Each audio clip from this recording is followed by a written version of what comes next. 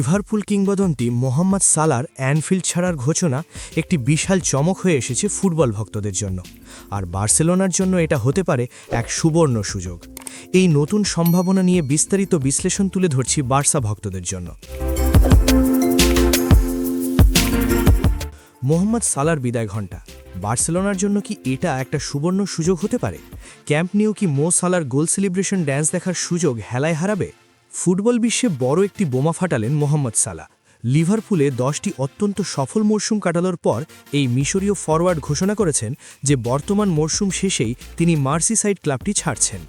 এর মাধ্যমে লিভারপুলের ইতিহাসের এক বর্ণিল অধ্যায়ের অবসান ঘটতে যাচ্ছে। মোহাম্মদ সালার এই ঘোষণা বার্সেলোনার জন্য একটি বিশাল সুযোগ তৈরি করতে পারে। যদিও বার্সার পক্ষ থেকে এখনও পর্যন্ত আনুষ্ঠানিক কোনো আগ্রহ দেখানো হয়নি, তবে ক্লাবটি বছরের পর বছর ধরে সালার ভক্ত এবং অতীতে বেশ কয়েকবার তাকে দলে নেওয়ার গুঞ্জনে উঠেছিল।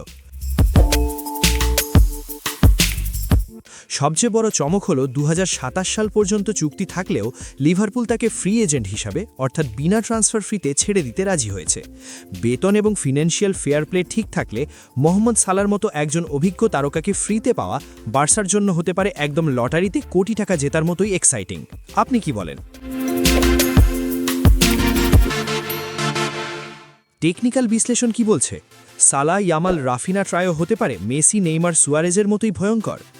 এটা ঠিক যে 33 বছর বয়সী সালাহ এখন কেরিয়ারের শেষ প্রান্তে, তবে বার্সায় যোগ দিলে তিনি হয়তো দলের প্রয়োজনে সেকেন্ডারি রোল বা বিকল্প খেলোয়াড় হিসেবেও খেলতে রাজি হতে পারেন। সালাহ ডান প্রান্তে রাইট ফ্ল্যাঙ্ক সাইডে খেললে একটি দারুণ ট্যাকটিক্যাল সুযোগ তৈরি হতে পারে। লামিন ইয়ামালকে তখন নাম্বার 10 পজিশনে খেলানো যাবে, যেখানে তিনি এই মরশুমে 2-1টি ম্যাচে দুর্দান্ত করেছেন। রাফিনা বাম প্রান্তে তার বিধ্বংসী রূপ ধরে রাখতে পারবেন।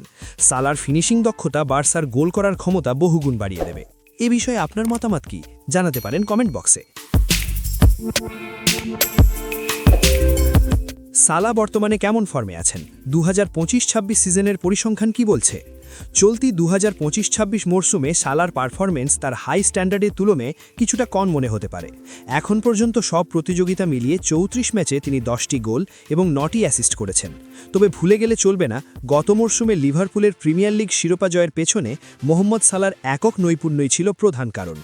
বার্সেলোনার বর্তমান সিস্টেমে যেখানে প্রচুর সুযোগ তৈরি করা হয় কিন্তু ফেরান তোরেস কিংবা রবার্ট লেভেনডভস্কি প্রচুর সুযোগ মিস করেন, সেখানে সালার কিলার ইনস্টিংক্ট বা গোল করার সহজাত সক্ষমতা ক্লাবটিকে বড় বড় শিরোপা জেতাতে সাহায্য করতে পারে।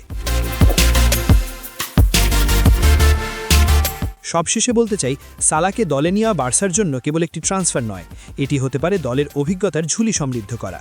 33 বছর বয়সেও সালার ফিটনেস এবং বড় ম্যাচে গোল করার ক্ষমতা প্রশ্নাতীত। হ্যান্সি ফ্লিকার হাই ইন্টেন্সিটি ফুটবলে সালা যদি রাইট উইং সামলান, তবে প্রতিপক্ষ ডিফেন্সের জন্য ইয়ামাল, সালা, রাফিনা কম্বিনেশন সামলানো প্রায় অসম্ভব হয়ে পড়বে। এছাড়া ফ্রি ট্রান্সফার হয় বার্সার আর্থিক সীমাবদ্ধতার মাঝেও এটি একটি স্মার্ট বিজনেস হতে পারে, তাই না? মো সালার খেলা আপনার কেমন লাগে?